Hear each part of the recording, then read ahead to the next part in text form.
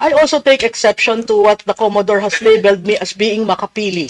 That doesn't make me makapili. That doesn't make anyone makapili. So, wag sana po natin dadalhin yung usapan sa kine-question yung katauhan ng tao. That's why I never followed him. I used to follow him. I used to question him. But after labeling me as makapili, man in uniform to call me makapili, that's insulting. Yun lang, sir. Ang laban po ng West Philippine Sea, hindi lamang po ito laban ni Pangulong Bongbong Marcos. Laban po nating lahat ito bilang Pilipino. I agree with you. That doesn't give you the right to label people unless you have concrete pieces of evidence. When you label people wrongly, they are committing a crime. Would you agree with that, Commodore? Yes, sir. That's why I'm looking into my social media whether I clearly identified Miss Maluti Kia as a makipili. Sir, you tagged me. That's why I stopped following you. How can you label me without knowing me first? I think we have seen one of the ill effects of misinformation. I think everybody will agree to that. That is one of the ill effects of fake news or misinformation. Would you agree? Yes. So next time, kasi hindi ako nagbabasa kasi ng mga ganyan eh. Para hindi ako apektado. Yan ang ko. Yes, Madam Tikia. Mr. Chairman, I would just like to, with the indulgence of the chair and the members, I also take exception to what the Commodore has labeled me as being makapili. In my testimony the first time, I said I am not pro-China, I am pro-Philippines, but I'm not makapili. He labeled several people as being makapili.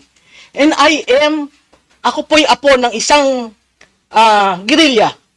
So I took offense on that and I stopped following him. Ang nangyayari ho kasi reverse ngayon eh. Pag ang tao nasa gobyerno, nililabel ka as being makapili, just like that. And you know the reason, Mr. Chairman, why he called me makapili? I had an interview with a Chinese journalist. That doesn't make me makapili. That doesn't make anyone makapili. So, wag sana po natin dadalhin yung usapan sa kine-question yung katauhan ng tao. That's why I never followed him. I used to follow him. I used to question him. But after labeling me as makapili, na hindi po, alam na alam ng karamihan ng kaibigan ko, ako nag-decide na sana ako sa ibang bansa, pero umuwi ako. Pero for a man in uniform to call me makapili, that's insulting. Yun lang, sir. Any statement, Commodore? Yes, sir. The Global Times is the known propagandist of the Chinese government. If you're going to look at those personalities na in-interview ng Global Times, you're going to doubt what is the objective why such personalities are being interviewed. If you're going to look at the posts of those people who were interviewed and who gave comments about our fight in the West Philippine Sea, I think that's where I'm getting that kind of assertion.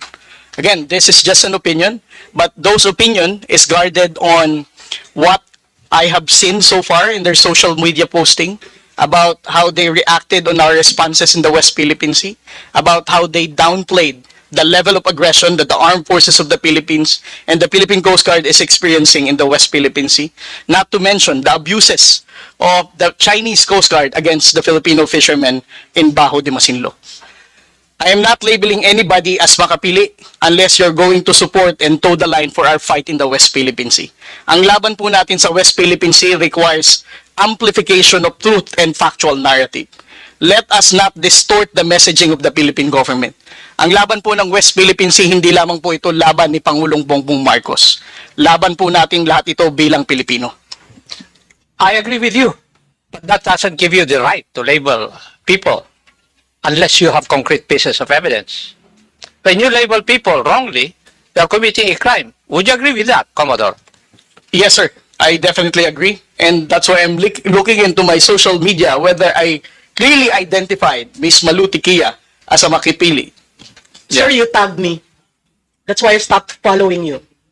And that was, sir, Mr. Chairman, that is one interview. I received invites for interviews, whether political, whether campaigns, and that is one. How can you label me without knowing me first? That's my point. Being makapili in your time and the time, It's something that we hold dear. We do not want to be labeled makapili. But he readily labeled me with one interview. That doesn't define me. That doesn't define my belief in the Philippines and on South China Sea. At Commodore, ang laban ho sa South China Sea, nagsimula pa yan nung unang-una pa. Mr. Chairman, hindi point lang of ngayon. order, Mr. Chairman. Sandali. Thank you, Mr. Chair. Yes. Kaya nga po, nagkakaroon ng hearing na ganito dahil nagiging problema na natin yung fake news Otherwise, this issue would not reach Congress. Ako nga, to tell you frankly, yung mga anak ko ang nagsabi sa akin, smile at nakipagkamayan lang ako kay Honorable Franz Castro. Nililabel na ako na friendly with the left o nag-I5. Anak ko ang nagsabi no dahil hindi ako nagbabasa ng ganyan Sayang lang yung oras. Kasi I need to discern whether the news presented there are true or not. And that would need time for me to discern or to find out, to validate whether it's true or not. So, never mind. It's just a waste of time. Yun ang aking paningin dyan. That's why I'm not affected kung ano man ang sinasabi. Nangingiti na lang ako pag naiinis si Honorable Marcoleta pag sinasabi na traitor siya. Anyway, Honorable... Chairman, just, I will not anymore raise a point of order, but this is just a reminder to all the members, to all the resource persons. In the hearing, any hearing, we do not allow that exchanges of, Mr. Chairman, exchanges of accusation against, from one resource person to another. We have a different venue for that. And with due respect to Ma'am Malu, Ma'am, sorry po, kasi ganito yung rules natin, no? It's between the good Commodore and of course the issue raised by Congressman Marcoleta. Now, we should not attack resource person to that question and attack statements coming from the resource person mismo. Thank you po, Mr. Chairman. Thank you po. Thank you. Before I give the floor back to the Honorable Marcoleta, let me recognize the presence online of the Honorable Maria Rachel J. Arenas. Magandang hapon po. Yes, Honorable Marcoleta, please proceed. Colonel, did Commodore. Okay. Commodore, you graduated from the Philippine Military Academy? I'm 3 weeks short of my graduation.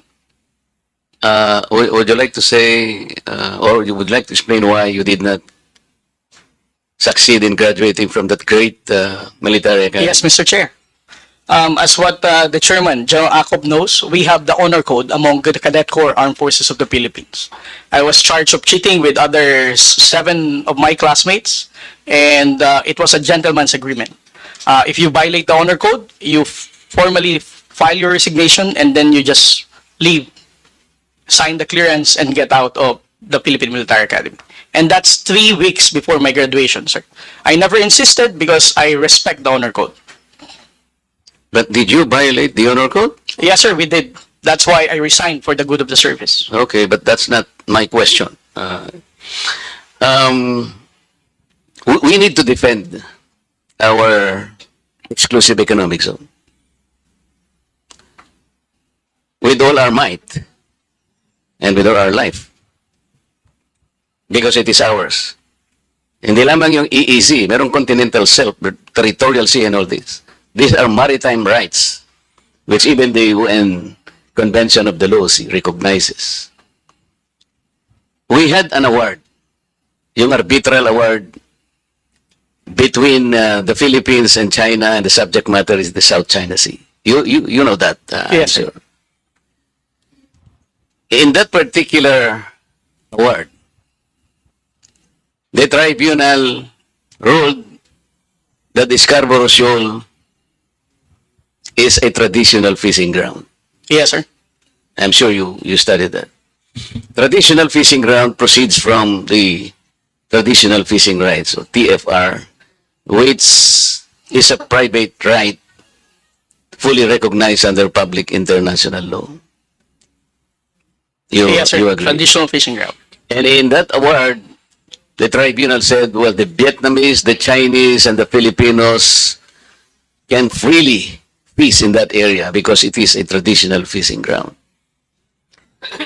Mr. Chair, I think the good Commodore and the rest of the agency that is bound to protect our fishermen could have started along that line. Because a traditional fishing right is a private vested right. It does not concern territory. Sa aking palagay, Mr. Chair, mas magandang maging magandang simula yun. Let's talk to China. And I believe China will recognize the traditional fishing right. Because in the year 2000, I will remember that they had an agreement with Vietnam in the Gulf of Tonkin. If you will study that. Nagkaroon sila ng agreement and they divided that fishing ground among themselves. Something that we can also do para hindi tayo nagkakaroon ng girian. Pinag-uusapan lang naman dyan are the living resources in this particular area.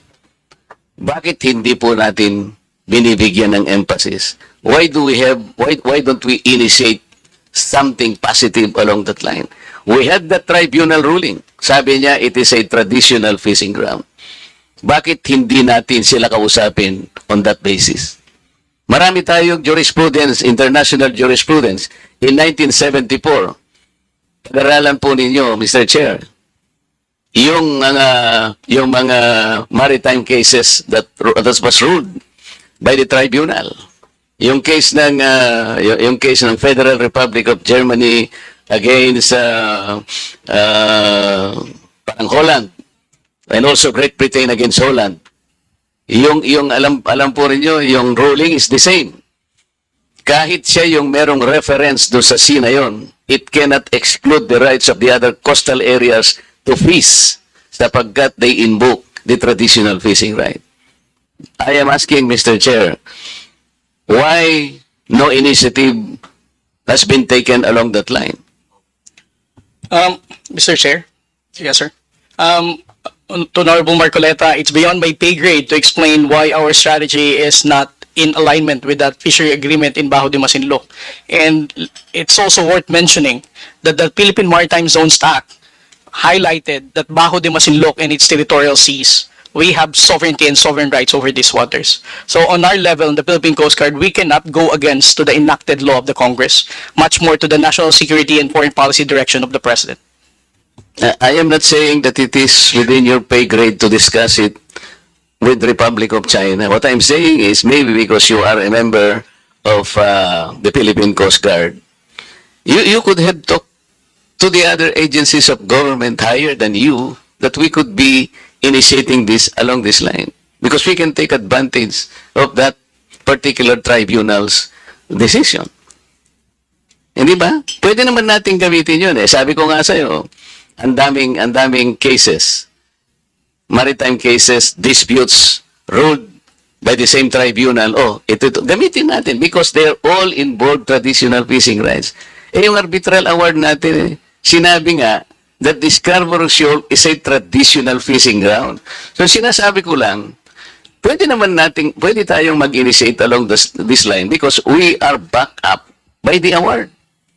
And another, Mr. Chair, have you read the entirety of the UNCLOS? Not the entirety, sir. I won't pretend that I have. Even if I read, I'm not a lawyer.